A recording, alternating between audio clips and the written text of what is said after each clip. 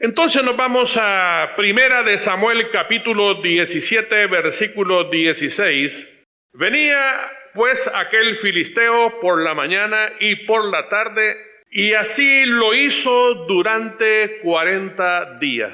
Yo les voy a explicar todo esto y mucho del capítulo 17 de Primera de Samuel.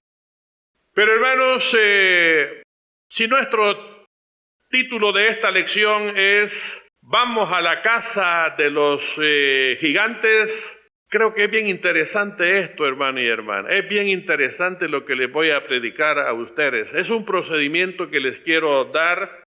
Pero veamos, hermanos, un poco de historia. Había una guerra entre el pueblo israelita y los filisteos. Y los filisteos tenían a un líder, y ese líder era el gigante Goliat.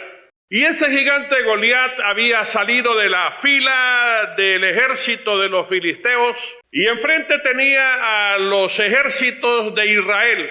Y se presentó delante de ellos y le dijo: escojan ustedes a un varón entre ustedes, a cualquier guerrero, para que pelee contra mí, y si ese me vence a mí, nosotros todos vamos a ser sus esclavos, sus prisioneros, sus siervos.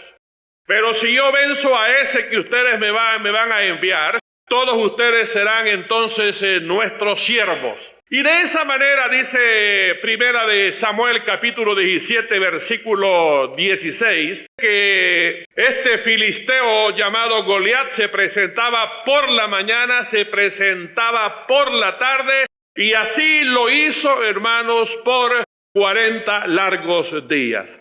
Vean, hermanos, qué humillación más grande. Vean qué aflicción. El rey Saúl, juntamente con el ejército, ellos estaban verdaderamente humillados. Estaban asustados, avergonzados.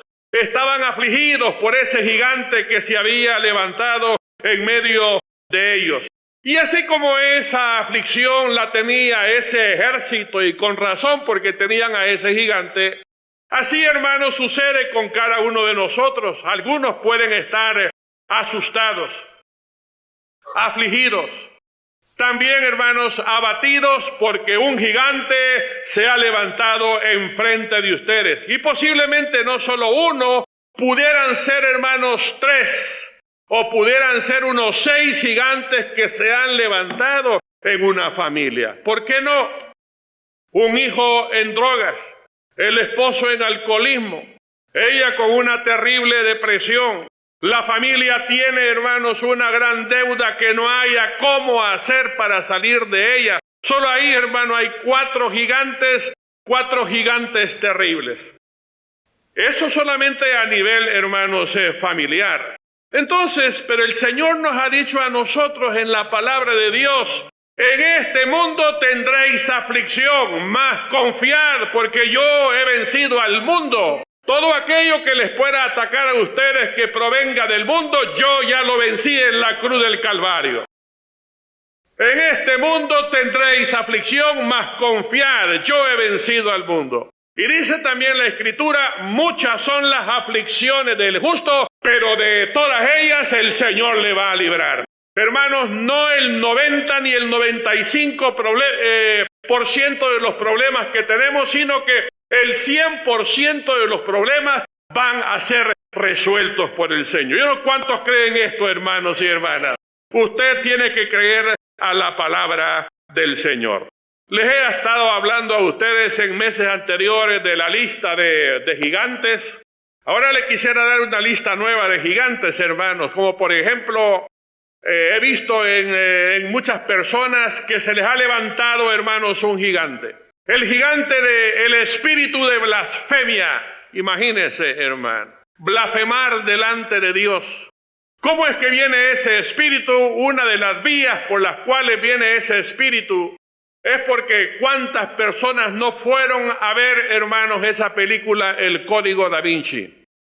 Seguramente la morbosidad le llevó a esta hermana o a este hermano para exponerse ante ese material. De tal manera que en esa sala de cine, hermanos, esa gente fue afectada por un espíritu de blasfemia. que cuando empiezan a orar, empiezan, hermanos, los pensamientos blasfemos contra Dios. La gente comienza, hermanos, a afligirse terriblemente. Piensan de que algo así no tiene que estar saliendo ni de su boca, ni siquiera estar acariciándolo con su mente. Pero, hermanos, un espíritu ha llegado y ese espíritu llega con ansiedad, llega con temor, llega con muchas cosas. Entonces, hermanos, ese es un gigante que se levanta en la vida de alguna persona. Las consecuencias de haber andado en la brujería o en el espiritismo de igual manera es un gigante, porque a usted le quedan presencias malignas allí en su vida por andar metido en esas cosas. Otras posiblemente tengan problemas de celos. Otros puedan tener, hermanos, complejos de superioridad o complejos de inferioridad. En un momento dado, eso puede llegar a ser, hermanos, bien maligno. Otros pueden, hermanos, no saber cómo tratar con esa compulsión que les lleva a los casinos para estar jugando su salario y dejan a la familia sin nada y creen que van a ganar el próximo fin de semana y, hermanos, están metidos en una situación tan terrible. Lo que el jugador no sabe, hermanos, dice Salomón, que la suerte se echa en el regazo, pero la decisión es de Jehová. Oiga bien, hermano, no es la suerte no existe. No existe, hermano. Lo que puede existir son las leyes de la probabilidad, pero suerte no existe. Así que, hermanos, un jugador, el Señor lo va a quebrar, ¿me entiende? Pero la gente no puede liberarse de eso.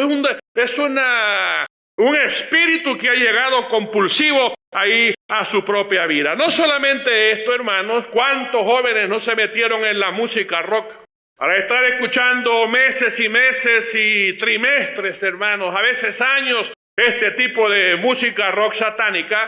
Y ese joven, hermano, puede ya estar bastante perturbado. A ese joven se le ha levantado un terrible espíritu, hermano, o varios espíritus, o sea, un gigante se le ha levantado. La gente que se mete en el ocultismo. Una vez me dijo una persona, hermano, yo siento una soledad, y esa soledad es semejante a una persona que se encuentra en el desierto. Aun cuando yo estoy rodeado de mucha gente, a veces yo me siento como en un desierto, hermano. Hermano, ese es un espíritu terrible que ha llegado a esa persona. La esterilidad, hermano, de igual manera, puede ser un gigante que se levanta delante de ustedes. El espíritu de suicidio, la falta de perdón, el odio, la amargura que está allí, que en el segundo libro vamos a ver cada una de estas cosas y cómo puede usted liberarse de esta situación. Así que, hermanos, lo que quiero decirles es de que el gigante, hermano, no ha llegado para hacer alarde de su estatura de 3 metros, sino que él ha llegado, hermanos, para hacer esclavos a la gente. Y entonces se levantan delante de nosotros esos gigantes. Pueden ser grandes problemas, hermanos, de cualquier tipo, que no necesariamente puedan ser espirituales, pero sí hay gigantes, hermanos, de naturaleza espiritual. Eso usted no lo dude en ningún momento. Por lo tanto, hermanos, mañana y tarde llegaba ese gigante enfrente de los escuadrones de Israel. Y llegó por 40 largos días. Imagínense, hermano, todos los días, 2 veces al día, llegaba a asustar, llegaba a afligir. Ellos estaban verdaderamente turbados, los de Israel. Pero ¿saben una cosa? Que llegara 40 días no significa de que ese gigante, hermano, iba a parar ahí, no es. Es que quiero decirles que los gigantes han llegado, hermano, para quedarse ahí toda la vida. Yo le quiero decir eso. Han llegado para quedarse toda la vida. Pero ¿por qué solamente dice 40 días que Goliat atacaba, hermanos, al pueblo de Dios? Porque apareció un hombre ungido. Apareció un hombre ungido llamado David. Y hasta ahí llegaron los 40 días, amén. Así que va a depender mucho de usted, hermana, que esos 40 días ya no sigan más adelante. Porque usted va a enfrentar a ese enemigo. No importa lo que sea, hermanos, pero ya vamos a hablar de la manera como usted puede hacerlo. Por lo tanto, hermanos, en Israel, esa aflicción, esa angustia, esa humillación, solamente, hermanos, duró 40 días. Pero porque llegó el ungido de Dios, ¿verdad? Que era David. Y su problema, hermanos, su problema solamente puede durar 40 días. No literalmente hablando 40 días. Tal vez lo que quiero decirles es lo que está allí en Primera de Pedro, capítulo 5, versículo 10. Vean qué es lo que dice ahí la palabra del Señor. Ahí la Biblia está hablando de las pruebas que llegan a los cristianos, pero allí, hermanos, en ese versículo 10 encontramos algo, hermanos, muy instructivo para cada uno de nosotros. Mas el Dios de toda gracia, que nos llamó a su gloria eterna en Jesucristo, oiga bien, después que hayáis padecido un poco de tiempo. De ahí vienen los 4 verbos lindos, hermanos, ¿verdad? Después que hayáis padecido un poco de tiempo, Él mismo os perfeccione, afirme, fortalezca y establezca. Vea qué periodo más lindo. Pero hay un periodo feo, hermanos, que es por un poco de tiempo. Si es necesario, tengamos que ser sacudidos. Esos son los 40 días figurados nuestros, hermanos, de los que habla aquí la Sagrada Escritura. Pero estamos hablando de ese número 40, que apareció ese gigante por 40 largos días. Y miren, hermanos, el número 40 tiene un significado muy especial. Significa el inicio de grandes cosas. Vea lo que significa, hermanos, el número 40. El inicio de grandes cosas. Y se lo voy a demostrar yo aquí en la Sagrada Escritura. Por ejemplo, hermanos, veamos cuántos días llovió, cuántos días llovió a cantaradas en el tiempo de Noé cuando apareció el diluvio. Hermanos, fueron 40 días. Y esa lluvia hizo destrozo y medio, porque toda la humanidad se fue, hermanos, a excepción de 8 personas que se resguardaron allí en el arca de Noé. Pero al terminar los 40 días, debido, hermano, al pecado terrible de la sociedad, ahí se detuvo las aguas y las aguas comenzaron a descender. ¿Y qué fue lo que apareció, hermanos? Apareció el nuevo mundo. ¿Me entienden? Apareció el nuevo mundo. Ya con las 8 personas, Dios empezó nuevamente otra vez. O sea, el inicio de grandes cosas. Veamos, hermanos, también en el caso de Jonás. Nínive era una ciudad, hermanos, demasiado pecadora. Y le mandó a Jonás y le dijo a través de Jonás, Jonás, le vas a predicar a esta nación que si no se arrepienten dentro de 40 días yo mando un juicio sobre esta nación. Y miren, hermanos, que Dios le dio sabiduría a este hombre, a este rey impío. Le dio sabiduría porque ¿sabe qué fue lo que hizo? Usa 2 recursos. Número 1, hermanos, empieza él ¿qué 3 cosas hizo? Le dijo a toda la nación, todos ustedes van a orar y se van a arrepentir y van a ayunar delante de Dios.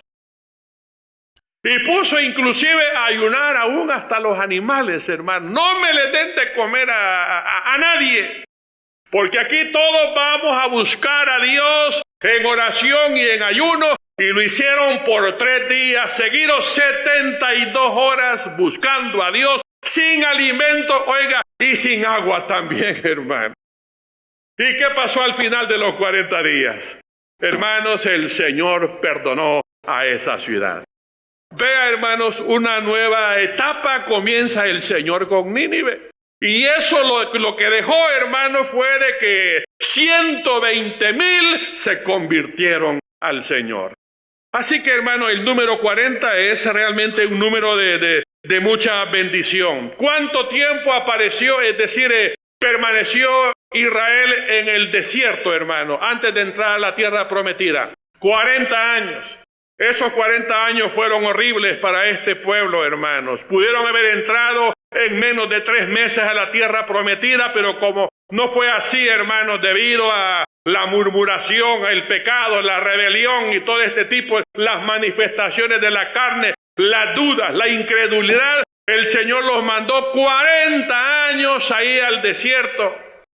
Pero después que terminaron los 40 años, el Señor le dijo a Josué: Josué, vas a lograr la victoria, vas a entrar a la tierra prometida con los muchachos de 20 años para abajo. Y hermanos, llegaron a la tierra prometida. Una nueva etapa después de esos 40 años en el desierto. El inicio, hermanos, de grandes cosas. ¿Cuántos días ayunó el Señor Jesús?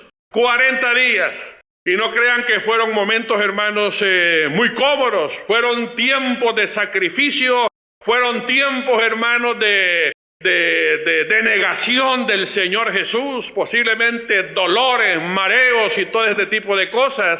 Pero, hermanos, al final de los 40 días, el Señor, hermano, fue lleno del Espíritu de Dios, con la plenitud del Espíritu de Dios, y hermanos, para vencer a Satanás, amén. Porque le esperaba algo tremendo, terrible, hermanos, pero él fue victorioso. Pero por eso se metió el Señor 40 largos días. Porque después vino un periodo de mucha bendición, hermanos, de establecer el reino del Señor. ¿Se acuerdan ustedes cuando el pueblo israelita se puso como idólatra? Porque Aarón construyó, hermanos, hizo un becerro y comenzaron a adorarlo porque Moisés nunca descendía del monte. Y ahí estuvieron, hermanos, de esa manera adorando esas imágenes, adorando a otros dioses. Y cuando Moisés desciende del monte, encuentra a ese pueblo de esa manera, él estaba lleno de ira.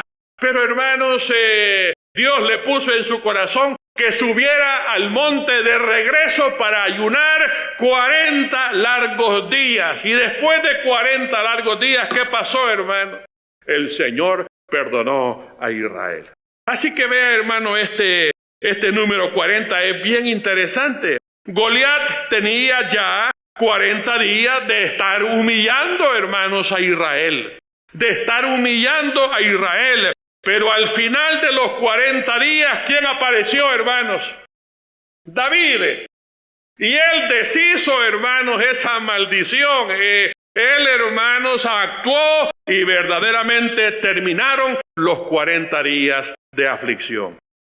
O sea que después de los 40 días de Goliat, hermano, ya fue todo una paz. Ya no hubo vergüenza, ya no hubo humillación, ya no hubo aflicción, ya no hubo nada. Entonces, hermano y hermana, lo que quiero decirles es que al final de sus 40 días, o sea, al final de ese poco de tiempo que usted está siendo probada, oiga, viene un tiempo de bendición para usted.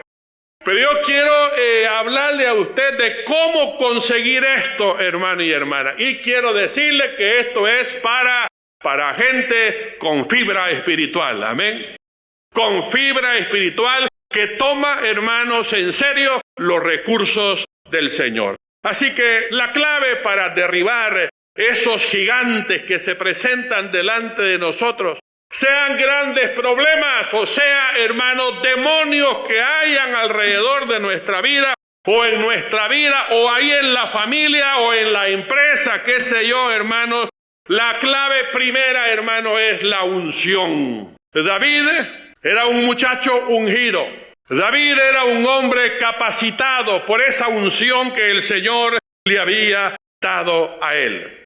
Yo quiero decirles algo, hermanos, de que para Satanás no hay algo, hermanos, que él tema tanto que haya por ahí una mujer o un hombre ungido por Dios. A ese el enemigo, hermanos, le tiene pero mucho miedo. Si no, hermanos, veamos lo que hace la unción. Vámonos a Isaías capítulo 10, versículo 27. Vean qué es lo que hace la unción. Usted tiene que ser una persona que busca la unción de Dios. Una persona que esté capacitada, hermanos, para enfrentar al enemigo. Autorizada, respaldada por el Espíritu Santo. ¿Me entiende? Entonces vea lo que hace la unción. Isaías capítulo 10, versículo 27 dice: tu carga será quitada y el yugo se pudrirá a causa de la unción. El yugo se va a podrir a causa de la unción, hermanos. Qué lindo es eso. Por eso usted tiene que lograr esa unción del cielo, hermano. La segunda clave para derrotar a ese enemigo: no escuche el mensaje del gigante. No escuche el mensaje de Satanás. Porque el diablo le va a estar hablando a usted y la va a engañar a usted. Le va a mentir. Por ejemplo, hermanos, cuando digo usted no tiene que escuchar el mensaje del enemigo, había una mujer que andaba encorvada en el tiempo del Señor Jesucristo. Y ella andaba buscando posiblemente su consuelo en las sinagogas. Llegaba cada sábado a las sinagogas. Pero esta mujer, qué afortunada, hermanos y hermanas, porque el predicador de ese día sábado en esa sinagoga iba a ser el Señor Jesús. Imagínense, hermano. Entonces ese lugar posiblemente estaba muy lleno, hermanos. Pero ¿qué pasaba con esta mujer encorvada? ¿Por qué estaba ella encorvada? Dice la Biblia que una presencia satánica estaba, hermanos, en su interior.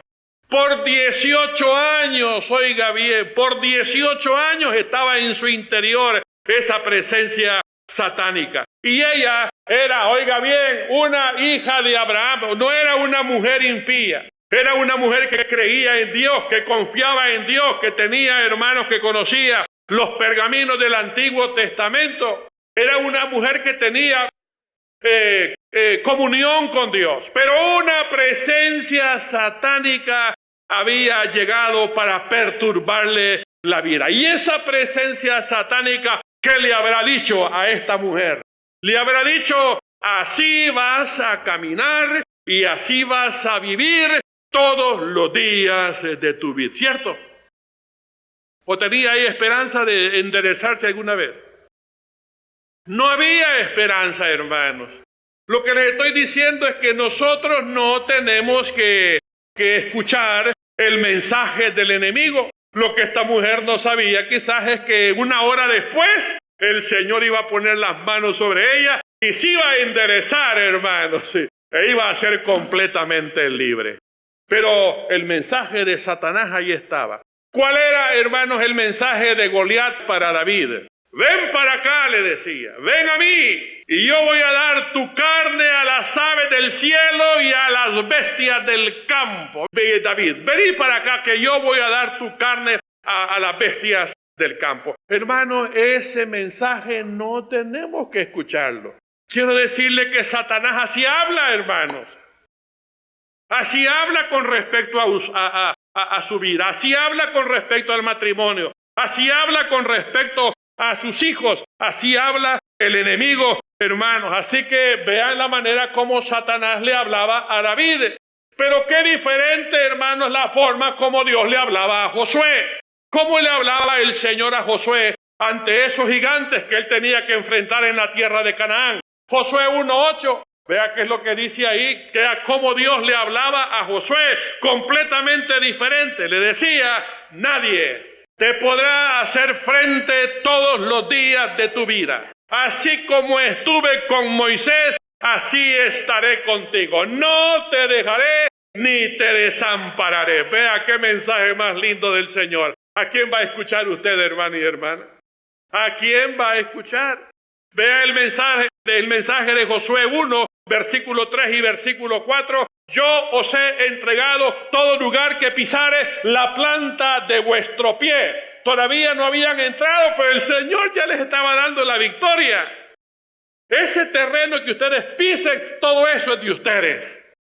Vea qué lindo cómo habla el Señor. Por lo tanto, hermanos, usted que está en guerra, usted no tiene de ninguna manera que escuchar el mensaje de los gigantes. ¿Estamos de acuerdo? En tercer lugar, hermanos, ¿cómo está su dieta?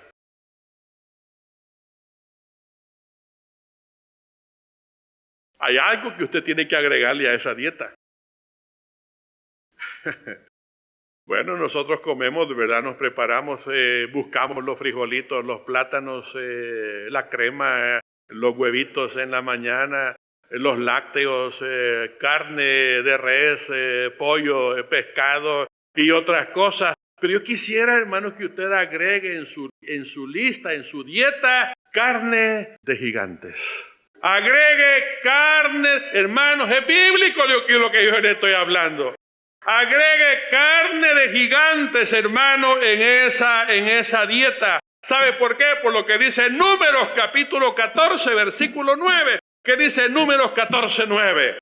Vea qué lindo. Estas son palabras de Josué y de Caleb, que le decía al pueblo. Josué y Caleb le decía, no teman al pueblo de esta tierra. ¿Por qué, hermanos? ¿Por qué? Porque los vamos a comer como pan. Qué lindo, hermanos. Que los vamos a comer como pan. A esos gigantes inmensos, a esos, hermanos, los iba a comer como pan. Así que, hermanos, ya a partir de mañana, diga a la familia, miren, vamos a comer carne de gigantes. Esos gigantes van a caer y los vamos a comer como pan. Gloria al Señor. Hermanos, qué lindo es tener una mentalidad gloriosa. Amén. No asustada, sino que una mentalidad linda, libre, preciosa, positiva, hermanos. Y el Señor a usted le va a honrar. En cuarto lugar, hermanos, comienzo con una pregunta. ¿Cómo derribó David al gigante Goliat? ¿Cómo derribó? Sí, él tomó su onda y se fue al cauce del río. Ahí en el cauce del río él comenzó a buscar de aquellas piedras lisas, pesaditas, que no tuvieran mezcla de piedra poma, sino que fueran, hermanos, escogidas. Así que él agarró 5 de esas piedras lisas, las puso en su saco pastoril y óigame, hermano, con esas 5 piedras se fue a buscar a Goliat. Qué lindo, hermano. ¿Dónde usted que el diablo lo busque a usted? Usted búsquelo a él. Usted búsquelo a él, porque eso fue lo que hizo David. Hay algunos que se han preguntado, mire, hermano Héctor, ¿por qué David seleccionó 5 piedras? Si solamente una iba a ocupar, ¿por qué agarró las otras 4? Si solamente una iba a ocupar él. Algunos comentaristas dicen de que David tenía temor de fallar. Y si él fallaba, pues agarraba, hermanos, otra piedra de su saco y entonces podía lanzarla. Pero ¿saben una cosa, hermanos? David no era de los que fallaba, hermanos.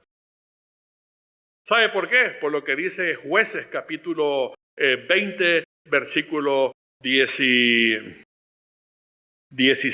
Vea lo que dice Jueces 20, 16. Lo que hacían sus compañeros. Véalo en ese tiempo lo que hacían, hermanos. Dice ahí la Sagrada Escritura de que de la tribu de Benjamín habían 700 hombres. Eran 700 hombres zurdos, que dice que le lanzaban una piedra, hermanos, a un cabello. Oiga bien, a un cabello. Posiblemente de aquí a 30 metros les ponían el cabello quizás de caballo. Y hermanos, dice que no fallaban con la piedra. Rompían, hermanos, ese cabello. Si estos hombres impíos, hermanos, tenían un pulso de esa naturaleza, ¿cuál sería el pulso de David? Que él no fallaba, hermano. Otros dicen de que David tenía las otras 4 piedras porque David tenía 4 hermanos. Y que cuando cayera Goliat allí sobre la tierra muerto, los otros 4 se iban a venir, hermanos, con mucha ira contra David. No creo que tampoco sea eso. Otros dicen que allá en el ejército de los filisteos, él miraba otros 4 gigantes que salían sobre la estatura de los demás. No, hermanos, yo creo que aquí hay una lección muy linda. Yo les voy a decir, hermano, lo que significan esas 5 piedras. Vea lo que dice ahí la palabra. David le dijo a Goliat: oye, Goliat, tú vienes a mí con espada, lanza y jabalina, mas yo vengo a ti en el nombre de Jehová de los ejércitos. Yo vengo a ti en el nombre de Jehová de los ejércitos. Hermano, es la única arma ofensiva que nosotros tenemos, ¿verdad? El nombre de Jehová. Entonces, de esa manera, hermano, le decía David al gigante Goliat: vengo delante de ti en el nombre de Jehová. Hermanos, su arma, el arma de David, no era, hermanos, la honda. No era esa piedra, hermanos. La verdadera arma de David era el nombre de Jehová. Todo lo hacía en el nombre de Jehová. Y hermanos, los siervos del Señor, en el nombre del Señor, han echado redes y han pescado muchos peces. En el nombre de Jehová han cruzado peligros y han podido salir al otro lado. En el nombre de Jehová han derribado murallas, han destruido ejércitos. En el nombre de Jehová le han impuesto las manos a los enfermos y estos han sanado. Han puesto las manos sobre los endemoniados y estos han sanado. Amén. Esa, hermano, es realmente una arma linda. Yo creo que esa piedra que él que incrustó en la cabeza de este hombre, hermanos, el arma poderosísima era el nombre del Señor. O sea, la primera piedra, hermanos, era el nombre del Señor. O sea, hermanos, que nosotros ahora no vamos a andar tirando piedras. ¿Cuál va a ser su arma? El nombre del Señor. Su arma va a ser el nombre del Señor. Eso tiene, pero óigame, hermano, yo quiero que lo agarren esto bien. El nombre de Jesús no es un nombre mágico que usted va a andar pronunciando de una manera liviana y superficial y esperando grandes bendiciones del Señor. No, hermanos. El nombre de Jesús no es un nombre mágico. Que usted lo pronuncia, ¡guau!, aparece la bendición. No es así, hermanos, no es así, no es así. Creo que las otras 4 piedras tienen un gran significado para cada uno de nosotros. Y va a depender de estas 4 piedras que yo le voy a mencionar para que la primera piedra, hermano, tenga un efecto demoledor en ese enemigo terrible.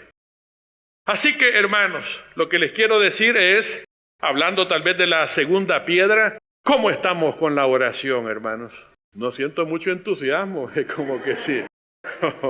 Como que si la oración, hermanos, está alejadita. Miren, les quiero decir algo en cuanto a la oración, hermanos. Y de la Biblia, si solamente esto pudiéramos utilizar, hermanos, en cuanto a aprender de la oración, qué lindo, hermanos. Vámonos a Éxodo capítulo 17.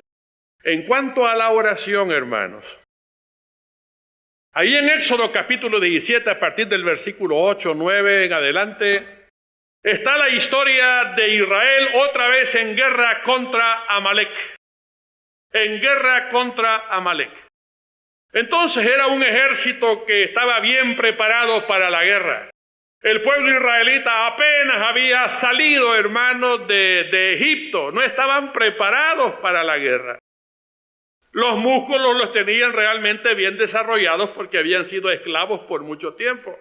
Pero había algo en cuanto a la destreza que no podían enfrentar. Pero ¿saben cuál fue el plan, hermanos, que Moisés llevó a cabo? Le dijo a Josué: oye, Josué, tú te vas a ir con todo el ejército para pelear contra Amalek, allá al valle. Pero yo y mis 2 hermanos nos vamos a ir a la cumbre del collado y ahí vamos a estar nosotros con las manos arriba dependiendo del Señor.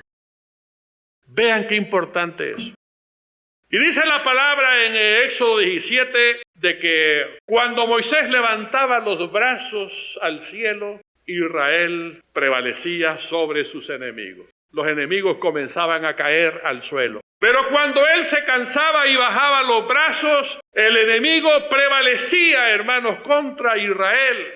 Entonces Moisés habrá dicho, no podemos estar así, no vamos a ganar la guerra de esta manera, subiendo un rato y bajándolas. Entonces, ¿qué es lo que hizo Moisés? Yo creo que lo habrá recibido del Espíritu Santo. Le pusieron a él una piedra, hermanos, para que él se sentara, se sentó, y los hermanos agarraron los brazos de Moisés, el uno y el otro agarró cada quien su brazo, y mantuvieron los brazos, hermanos, todo el mediodía y toda la tarde. Y entonces dice, hermanos, la Biblia, dice la palabra de que los brazos de Moisés agarraron firmeza. Usted lo puede leer en el versículo 12. Hubo firmeza, hermano, en la oración. O sea, qué importante es eso, hermanos. A eso quiero llevarles. No sencillamente que nosotros estemos orando, sino que en la oración agarremos firmeza, hermanos. Y cuando yo le hablo de firmeza, usted tiene que tener un programa diario de oración. No importa cuán ocupado sea usted, hermano. Al Señor no le interesan esas cosas. Él dijo, buscar primeramente el reino de Dios y su justicia, y todas esas cosas os serán añadidas.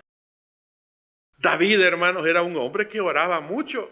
Él oraba en la mañana, dice el Salmo, oraba en la mediodía, oraba en la tarde, y además de eso dice, y yo te alabo 7 veces al día. El gran estadista, el gran comandante en jefe de los ejércitos de Israel, y cuántos otros detalles no tenía en el reino, tenía y buscaba tiempo para estar con Dios. Y por eso es que el reino de él fue grande, hermanos. El reino de él fue un reino muy, pero muy, muy bendito. Por lo tanto, hermanos, cuando Moisés hubo firmeza en sus brazos, usted va a leer en el versículo 13, de que Amalek fue deshecho completamente por el ejército israelita. ¿Qué quiero decirles con esto, hermanos? Que cuando hay firmeza en nuestros brazos, o sea, cuando hay firmeza en la oración, hermano, que se cuide el diablo. Que se cuide, no le va a poder resistir a usted. Y eso apenas con una segunda piedra que les estoy hablando. Veamos, hermanos, la tercera piedra. La tercera piedra, hermanos, es bastante importante para utilizar con efectividad el nombre de Jesús. La tercera piedra, hermanos, es la fe. Sin fe, David no era nada. Igual que nosotros, hermanos. Sin fe, nosotros no somos absolutamente nada.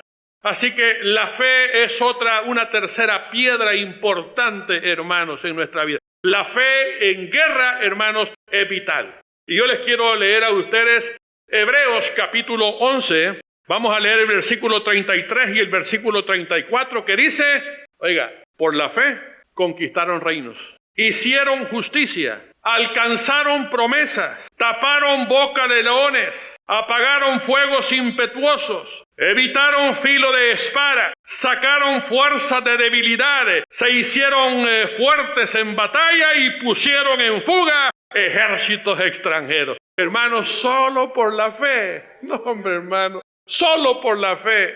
Qué importante, hermano, es. ¿Y cómo logro yo fe, hermano? La oración. En la oración usted logra, hermano, mucha fe. Y, hermanos, una cosita en cuanto a esto. Si a esa oración usted se atreve a aplicarle 1 o 2 días de ayuno, hágalo, hermano. Usted que está saludable. Usted que todavía está en el tiempo de hacerlo. Claro, aquel que tenga diabetes, aquel que tenga migrañas, aquel que tenga úlceras de gastritis o esté medicado fuertemente, claro, usted no lo puede hacer, ¿verdad? A excepción de que pudiera utilizar el ayuno de Daniel. Pero si usted puede ayunar, si usted tiene un problema grave que le está partiendo su alma, como es un hijo atrapado quizás en drogas, usted puede prepararse, hermana. Usted puede utilizar el nombre del Señor. Usted puede imponerle manos a ese hijo. Pero tiene que ser una mujer de oración. Tiene que tener fe. Cuarta piedra. Usted tiene que ser una mujer o un hombre de autoridad. Amén. Porque ¿qué es la autoridad, hermanos? Sino el derecho que Dios a usted le ha dado para hacerse obedecer, y ese maligno tiene que obedecer. Usted le dice que se va, hermano, porque Dios le ha dado autoridad. Vea usted Mateo 10:1. En Mateo 10:1 el Señor llamó a los apóstoles, dice, y una de las cosas que el Señor quería hacer con ellos era darle a ellos, ¿qué les dio? Les dio autoridad sobre las enfermedades y sobre los espíritus malignos. Vea, hermano, qué lindo es esto. Así que con la autoridad que Dios a usted le ha dado, usted va a imponer, hermano, la victoria del Calvario. La victoria del Calvario usted la va a imponer. Ese hijo en drogas, si el Señor ya legalmente lo considera ya libre, pero en este tiempo usted esa victoria impóngala sobre su hijo. Si él lo permite, ¿verdad? Si él tiene fe, si él, hermano, está arrepentido, imponga, hermano, esa victoria del Calvario. Y óigame, hermano, usted va a ver cosas lindas de parte del Señor. La quinta piedra es la palabra del Señor. La armadura de Dios, que es la que habla Pablo, ¿verdad? Que nos vistamos con la armadura de Dios para, por supuesto, resistir los ataques, los embates del enemigo. Esa armadura de Dios tiene 5 piezas. Hay 5 piezas que son defensivas. Número 1, el casco. Número 2, el escudo. Número 3, la coraza. Número 4, el calzado. Son defensivas.